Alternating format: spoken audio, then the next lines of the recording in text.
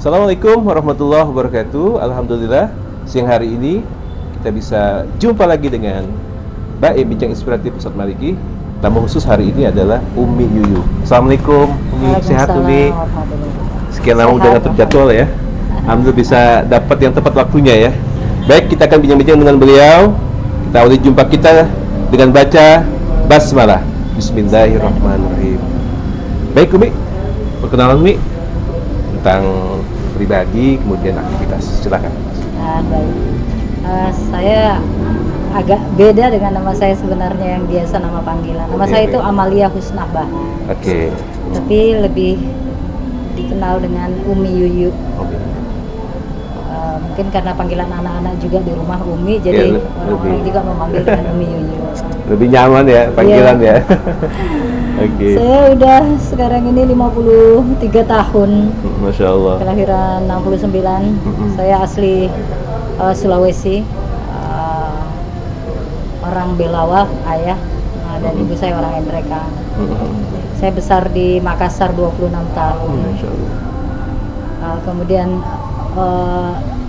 sekarang ini berkecimpung di Sirah Nabawiyah, walaupun saya sebenarnya latar belakang pendidikan untuk Sirah itu cuma setahun. Iya.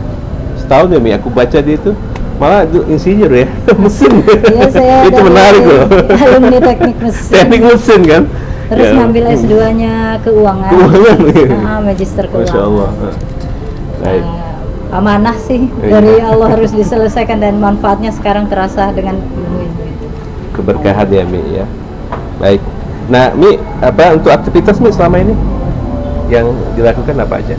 Sekarang lebih banyak kajian online. Kajian online selama ya? pandemi ini ya. Dulunya kajian offline juga banyak. Menangani wali murid. Untuk sekarang ini komunitas-komunitas pencinta sirah. Kita sirah ya. Sirah Nabawiyah. Saya ada kelas intensif. Oke, itu yang udah reguler ya? Iya, kelas intensif ini ada 11 kelas. Oh, Masya Allah. Nanti malam nih. Oh, online ya? Rata-rata online sekarang nih? Iya, rata-rata online. Terus melayani juga workshop mengajar Sirah Nabawiyah untuk guru-guru, terus untuk anak-anak, untuk remaja, udah juga kemarin untuk menghafal Quran. Oh, habis juga bisa Mi ya untuk edukasi iya, Sirah. Sebenarnya justru orang-orang yang terlibat di dalam Al-Quran itu, Masya Allah, harusnya basicnya itu sirah. Justru basicnya harus pertama dengan sirah ya. Mereka akan lebih merasakan bahwa belajar Al-Quran ini memang sangat erat sekali dengan Sirah Nabawiyah, karena 23 tahun Rasul diutus itu, 23 tahun pula Al-Quran diturunkan. Oleh karena itu mempelajari Sirah Nabawiyah adalah sama dengan mempelajari bagaimana Al-Quran itu dilaksanakan, diimplementasikan. Implementasi ya. Nah, baik Mi, sebelum ke situ Mi, mungkin awalnya Mi, ini kan inspirasi. Kan dari mesin, teknik mesin, kemudian keuangan juga. Nah, inspirasinya itu apa, Mi? Sehingga Umi itu lebih intens sekarang tuh tentang Sirah Nabawiyah. Tentunya kan ada inspirasi segala macam, motivasi. Oke, Mi. Sebenarnya setelah lebih intensif, setelah ikut kuliah selama setahun di Kutab Al-Fatih, akhirnya saya merasakan bahwa Sirah Nabawiyah ini sebenarnya memiliki kandungan yang luar biasa sekali. Ya. Kenyataannya ketika saya jalan ke beberapa tempat, itu memang hampir 85% orang nggak mengetahui Rasulullah. Ya Allah. Meskipun dia menyatakan bahwa dia aktif di dalam kelembagaan Islam ya, di pondok, guru-guru di pondok, dimanapun. Apalagi dia orang biasa. Itu bisa dikatakan pengenalan tentang Rasulnya itu sangat minim. Kenal di lisan, tidak kenal di hati. Iya, betul. Tidak kenal kapan Rasulullah berjuang untuk keluarga, berjuang untuk masyarakat, berjuang untuk negara gitu ya. Nggak ada terbersit di pikiran mereka, apalagi mendalami hidupnya yang per tahunnya itu diketahui. Detail ya, detail kehidupan. Iya, ya? saya akhirnya setelah belajar itu kemudian merumuskan sendiri 1 tahun Rasul, 2 tahun Rasul, 3 tahun Rasul sampai itu dengan ada. 63. Masya Allah. Ya, Ini jadi mungkin ada partnya nih. ya di usia berapapun sebenarnya Allah menitipkan kehidupannya jelas untuk bisa dapat diketahui. Jadi kalau anak-anak umur berapa sih? Rasul umur 17 tahun sedang ngapain ya? Gitu. Nah, itu yang masih Rasul diketahui 34 detailnya tahun nih. sedang ngapain ya? Betul. Dengan sistem kronologis timeline Iya. dan peristiwa. Oke. Oh, dia itu di ini ya. Jadi usia diurut berdasarkan usianya, diurut berdasarkan kenabiannya, Oke. dan diurut berdasarkan hijrah beliau. Terus untuk peristiwa diurut berdasarkan peristiwa mana yang duluan dan mana yang kemudian. Karena manusia itu banyak mengenal Rasul dalam peristiwa-peristiwa tertentu tapi tidak bisa mengurutkan. Oh, ini Parsial. sistematisnya ya.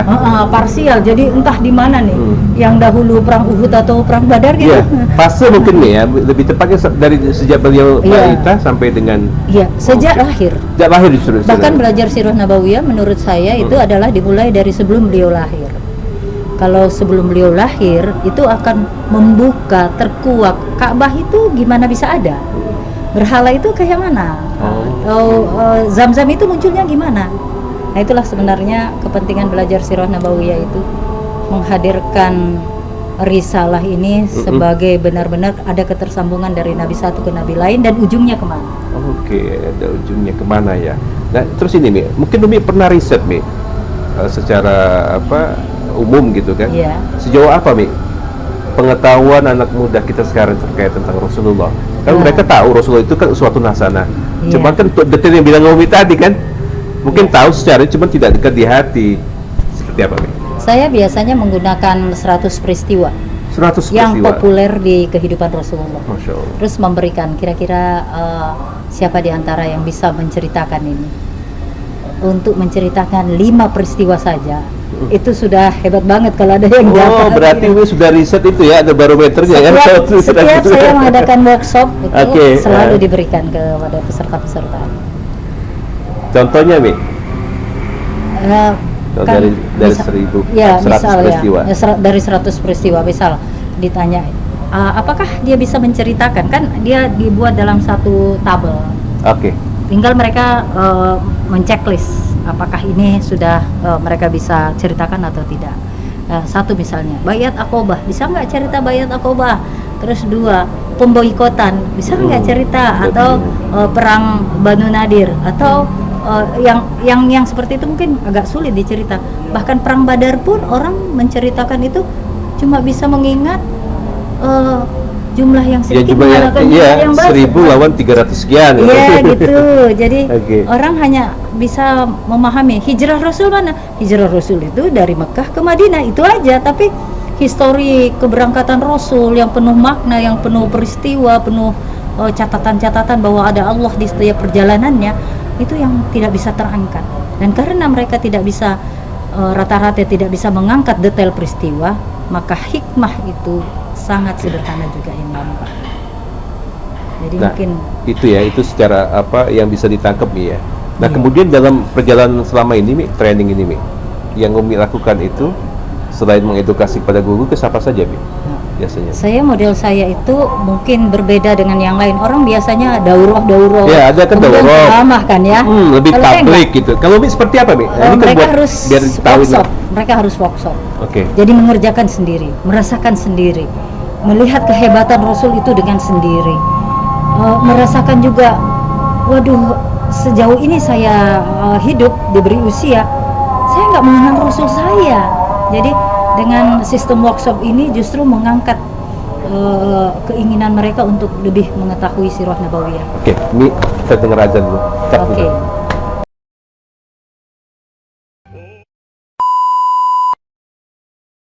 Terkait Rasulullah Mi, Iya. dilanjutkan lagi. Muhammad jadi kegiatan-kegiatan ini kegiatan ya, Ya, lebih ke aktivitas. ya aktivitas yang dilakukan untuk memperkenalkan sirah nabawiyah itu satu tadi saya sudah jelasin dalam bentuk workshop Oke, ada bahwa workshop. orang merasakan Rasul itu dengan mengerjakan dan mencari menganalisa sendiri dengan kegiatan yang sangat variatif sekali. Terus yang kedua ada outbound juga, outbound jejak ya? Rasul, Di outbound lapangan, jejak Rasul. Jadi anak-anak itu atau remaja, ini untuk kalangan anak-anak dan remaja. Umahat juga sudah pernah. Umat sudah. Udah 3 kali Umahat mengadakan outbound ini.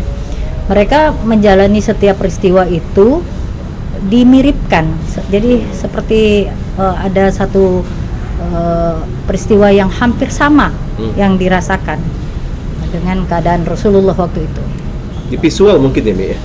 Bikin cerita drama atau apa? Dia melewati, jadi outbound itu kan memang ada game-game yang harus dilewati. Games. Nah, game-gamenya ini menghasilkan sebuah gambaran, oh begini peristiwa Rasul itu. Peristiwa hijrah Rasul, kemudian dia melewati tempat-tempat apa saja, itu mereka melewati juga. Hijrah Habasyah, mereka akan melewati air, kemudian seolah-olah terkejar. Jadi selama ini mungkin orang melaksanakan outbound itu ya ada leadership, ada kerjasama, ada komunikasi. Kalau ini enggak, memang hikmah kenabian yang dicari. Lebih spesifik kenabian ya. Walaupun hampir sama, mungkin leadership di situ yang bisa dilihat, tapi lebih khusus hikmah kenabian. Peristiwa-peristiwa kenabian. Ada juga saya dulu buat Matsiroh, kelas Matsiroh. Matematika. Matematika itu jadi, seperti apa, Mi? Nah, itu kan ngajar matematika baru juga tuh. Sama-sama mungkin baru dengar juga ya. Iya. Gimana? Ngajar matematika, akan tetapi kontennya itu sirah nabawiyah. Jadi anak-anak diajar tentang KPK, FPB, kemudian luas keliling, itu semua kontennya adalah sirah nabawiyah. Jadi anak kalau soal ceritanya ada nanti nama sahabat atau nama keluarga Rasul atau nama Rasulullah sendiri dan peristiwanya. Misal Rasul menggembala di Bukit Ajat. Beliau menggembala dari jam sekian sampai jam sekian. Berapakah waktu yang dibutuhkan? Nah, seperti itu. Jadi anak-anak sedang belajar matematika tapi kontennya itu adalah sirah nabawiyah. Iya, jadi tetap mengarah kepada Rasul ya. Iya, semuanya. Kisah-kisah itu diangkat dari kisah-kisah kehidupan Rasulullah SAW. Misal mau menghitung trapesium, maka kita pakai waktu itu ada perang Khandaq, penggalian perang Khandaq. Nah, itu bisa diganti. Itu ilustrasi misalnya kan karet sekian kedalaman. Iya, gitu. Lebarnya sekian meter itu maksudnya, Mi ya. Iya. Masya Allah. Iya. Ada juga kuartet. Itu apa nih? Kuartet Sirah Nabawiyah, mungkin yang masih ingat permainan kuartet ya. Itu tanpa terasa, dulu kami mencetak itu 10.000, habis 10.000. Masya Allah, ya, banyak peminatnya ya. Banyak sekali peminatnya. Itu memang anak kecil pun itu bisa mendekatkan dirinya dengan Rasulullah, peristiwa-peristiwanya, tokoh-tokohnya, sehingga mereka merasa bahwa ketika mendengarkan sirah nabawiyah, oh ini saya tahu nih, saya baca di sirah, oh ini saya tahu. Ada lagi mungkin memang ada daurah juga. Jadi ada juga bentuk daurah, tapi daurah itu cuma beberapa waktu aja. Yang sekarang lebih banyak saya mengkhususkan kepada bagaimana anak diajar di dalam ruang kelas. Lebih klasikal. Lebih di ruang kelas, dan saya mendengar testimoni teman-teman terhadap pembelajaran itu bahwa ini inovatif sekali. Bahkan ini bisa metode-metodenya itu disangkutkan di RPP pembelajaran. Masuk di RPP. Masuk di RPP. Sejauh ini, Mi, sudah di kemana aja, Mi? Umi menyampaikan materi. Saya banyak dulu berfokus di Balikpapan sebelum pandemi. Itu nonstop setiap bulan ya. Terus pindah karena ada workshop 1, workshop 2, workshop 3. Itu be continuous ya. Saya juga ini lupa punya tim membentuk Sandiwara Radio. Sekarang episode ke-25. Sudah 25? Iya. Masya Allah. Itu responnya gimana, Mi? Ya? Banyak yang dengerin ya? Iya, sampai di Australia itu didengar, diikutkan di dalam lomba produk-produk radio di Balikpapan. Kalau saya nggak salah dapat juara 2. Ya alhamdulillah. Kisah ya. Dia mengajar orang yang mungkin belum pernah mengenal Rasul, tapi dia diberikan peran di situ sebagai salah satu pemeran itu ya, Thailand gitu. Thailand ya. Nah, Thailandnya mereka merasa selama mengikuti ini, Masya Allah, saya dulu belum pernah merasakan dialog seperti ini, dan sekarang saya seperti berada di suasana kehidupan Rasulullah langsung. Bikin di Ya, ini tiket di emas ya. ya di IDC FM Radio Balikpapan Istiqomah, Masjid Istiqomah punya Nama channelnya ya. IDC FM ya. Nanti itu bisa Tiap pekan. Tiap pekan ya. Sudah tiap sampai pekan. 25 ini. Ya, apa, sekarang sahabat-sahabat? ini masuk ke periode Isra Mi'raj. Isra Mi'raj ya.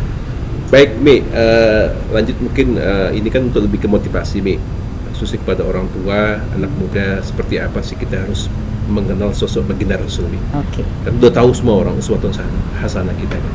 Silakan. Ya, Rasulullah sendiri itu kan bersabda ya bahwa la yu'minu ahadukum hatta akuna ahabba ilaihi min walidihi wa walidihi wan nasi ajma'in. Tidak beriman di antara kalian apabila aku tidak dicintainya lebih daripada anak-anaknya, orang tuanya, bahkan seluruh manusia. Masya Allah. Masya Allah. Kemudian Al-Quran menyebutkan di surah Al-Ahzab, An-Nabiyyu awla bil mu'minina min anfusihim. Nabi itu lebih utama daripada diri kaum muslimin. Kalau ia lebih utama, maka dikatakan Imam Al-Jauzi bahwa menghirup udara pun jadi kebutuhan Kita kan. paru-paru, kebutuhan paru-paru untuk udara, kebutuhan mata terhadap cahaya. Itu tidak lebih penting daripada kebutuhan terhadap Rasulullah sallallahu alaihi wasallam. Sampai begitu, rinding. Ya, di surah Al-Imran juga dikatakan qul in kuntum tuhibbunallah fattabi'uni yuhibbukumullah wa yaghfir lakum dzunubakum wallahu ghafurur rahim. Katakanlah, jika engkau mencintaiku, kata Allah, maka ikutlah aku, ikutlah Rasulullah.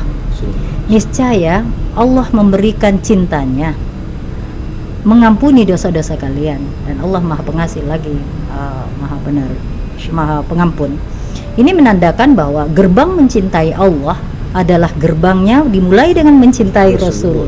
Ya. Tidak ada kehidupan yang bisa kita andalkan kecuali karena kita ittiba kepada Rasulullah. Allah menghadirkan Rasul, memilih dari sekian banyak makhluk untuk keselamatan kita. Maka barang siapa yang tidak ittiba kepada Rasulullah, maka dia berittiba kepada yang lain. Dan bagaimana caranya berittiba tanpa mengetahui kehidupan Rasulullah? Karena itu pelajari sirahnya, jalankan sunnahnya. Pelajari sirahnya, jalankan sunnahnya. Masya Allah. Itu tagline kami. Saya catat ini, pelajari sirahnya. Saya punya ini juga, sunnahnya. punya yayasan yang mengurus ini. Khusus ya? Namanya Az-Zumar 73. Oke, Az-Zumar 73. Nanti bisa kita minta juga linknya Mi nanti Mi. Iya, insya Allah. Nah, terkait ini Mi, karya Umi yang sudah ini apa saja Mi? Tentang Sirah Nabawiyah. Yang pertama banget itu adalah kuartet.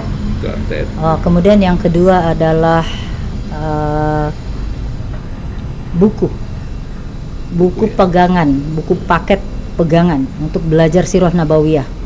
Fokus untuk SD, tapi bila remaja, dewasa gitu atau ummahat itu bisa menguasainya, maka sungguh itu adalah kemampuan yang diberikan oleh Allah mengenal Rasul. Hampir saya katakan 90% mengenal Rasul dengan buku itu. Buku itu menggunakan bahasa yang lebih dekat antara seperti orang tua dengan anaknya. Kayak ceritain ke orang tua ke anak. Iya, seperti gitu. Jadi anak-anak soleh itu di dalam kalimat-kalimat di buku itu ada ingatan-ingatan yang mereka harus lakukan di periode-periode yang sedang diceritakan. Ada hikmah-hikmah yang bisa diambil.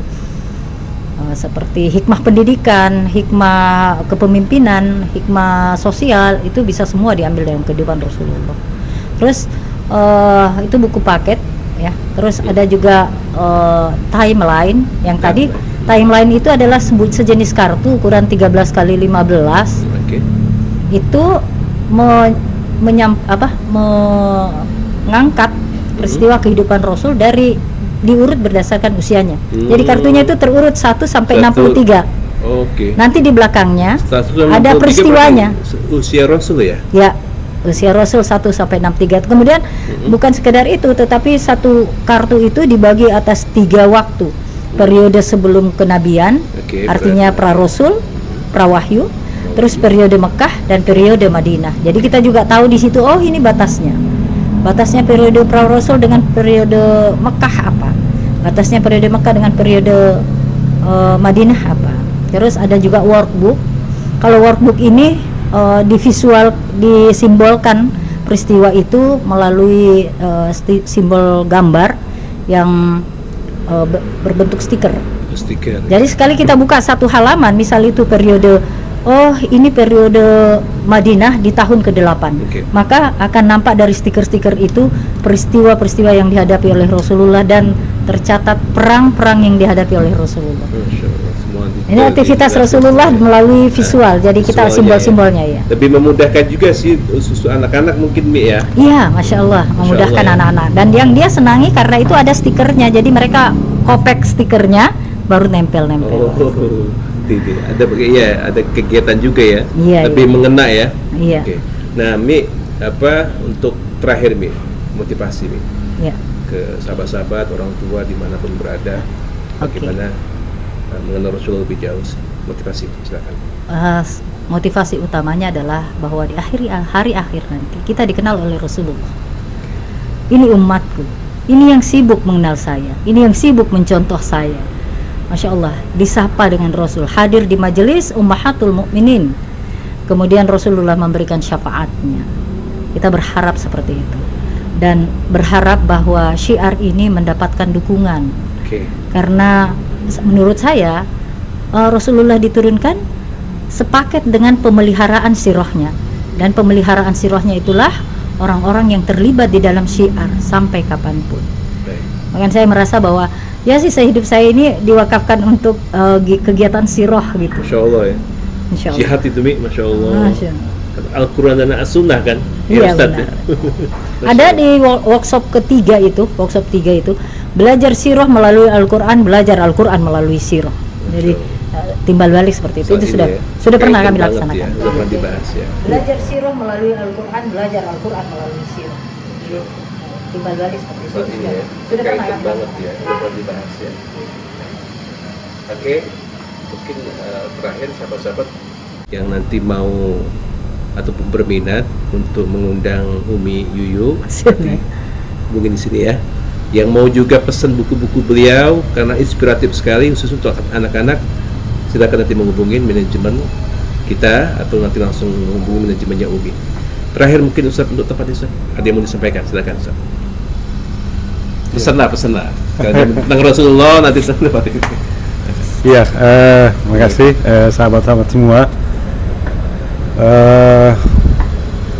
Ya memang kita harus bisa menyisihkan waktu ya untuk mengenal Rasulullah.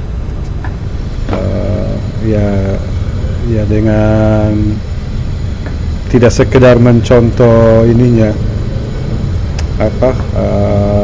tindakan atau ini, tetapi ya mau tidak mau harus ada referensi untuk memudahkan melaksanakan. Anak-anak itu kan mesti yang seneng-seneng kan. Nah, ya alhamdulillah Umi Yuyu ini istri saya ini, Masya Allah, dia membuat satu metode untuk mempelajari syuro yang lebih mudah lagi.